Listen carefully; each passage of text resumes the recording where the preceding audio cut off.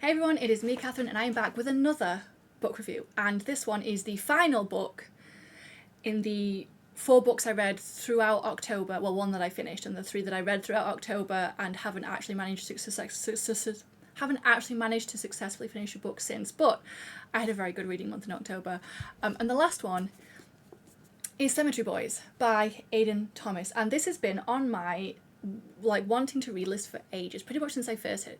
Oh, it's shiny. Pretty much since I first heard about it. And this is about, Yadriel, who is basically trying to prove that he is, to his very traditional family, a brujo and not a bruja, because he's a trans boy who is basically trying to prove himself to his very stuck in their ways family, his very traditional family, after he's lost basically the only support, his biggest supporter, which was his mother. And it's basically him trying to prove to everyone that he can do it and that, he should be recognised as what he is, which is a brujo.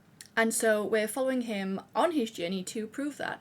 And the story starts with a bit of a catastrophe, family emergency, basically within his family, because they're all even if they don't have much magic, they're all magic connected, so they can feel, all the ones that have that magic connection can feel when something happens to someone within their family.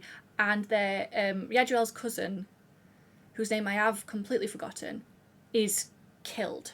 And so they're on the search, or he's gravely wounded, that they get the sense that something horrible has happened to him, so they need to go find him, because why has this happened to him? He shouldn't be anywhere that they couldn't have, where this could have happened.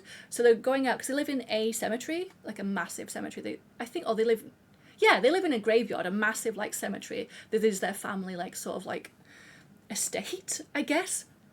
So they're searching the graveyard to find him. And Yadriel sneaks out. He's not allowed initially. He sneaks out to go see if he can help and see if he can find and track down. He just says cousin's ghost. So to see if he can find his cousin and summon his ghost and see if he can find out what happened. Instead, he finds the ghost of Julian, who is his school's bad boy, and he ends up binding Julian's ghost to himself in an attempt to bind his cousin's ghost. Wrong ghost, but and it is the story of them unraveling the mystery of Julian's death and also trying to simultaneously find out what happened to his cousin and if they're connected. And throughout it all, we see Yadriel trying to, basically just going through life and trying to prove to his dad, most of all, that he is a brujo and he can be, and you don't have to stick to all tradition. There's nothing necessarily wrong with traditions, but there is, as soon as they stop you, what's the word I'm looking for? Oh my god, then they stop you from progressing, when they are a barrier to people that they shouldn't be a barrier to. Yadriel being trans should not be a barrier to him being a brujo, but they're very stuck in their ways, and it's him trying to prove himself, and Julian along for the ride being hey, why are you trying so hard to prove yourself to a family who won't accept you? And Julian, who's never had a big family, it just seems wild to him that Yadriel is trying so hard and he can't understand. And Yadriel, who he wants to be accepted. And so this is his journey of finding that acceptance. And along the way he does have the support of his uncle, whose name I've also forgotten, who seems to be on his side when his dad isn't, because his uncle is actually the older brother and he should have been the leader. I've forgotten all of the names of the lead, but he should have been the head of this family, ahead of his younger brother. But sadly he was not born with much magic, because as the generations have been, as we get further down the generations, the magic has been decreasing, so they're not as powerful as they used to be, because they don't practice all of the blood magic rituals that their ancestors used to back in the day, or but before they realise that actually this is really bad, we should not be doing this. And so he's sort of like the older brother, so Yadriel's uncle is sort of like left on the sidelines, so Yadriel and his uncle sort of bond together over that. And yeah, it's really nice, it's really heartwarming in places, and just really nice to see, because they are only teenagers, just to see these teenagers, even if one of them is technically dead and a ghost, just seeing them, like, seeing Julie and Yadriel get to know each other and bond, and the adventures that they manage to go on, and how their relationship develops, and the crush that also develops.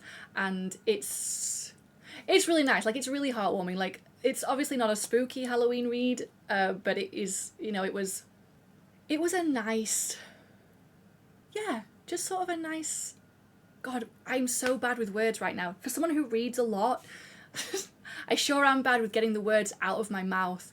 But no, it's just really heartwarming and really moving, and just really nice to see Julian, despite his family's unacceptance, not Julian, fucking Yadriel, and despite Yadriel and his family's like unacceptance, still living as himself and just living every day as himself, despite what the rest of his community thinks of him, and like him working to earn the acceptance.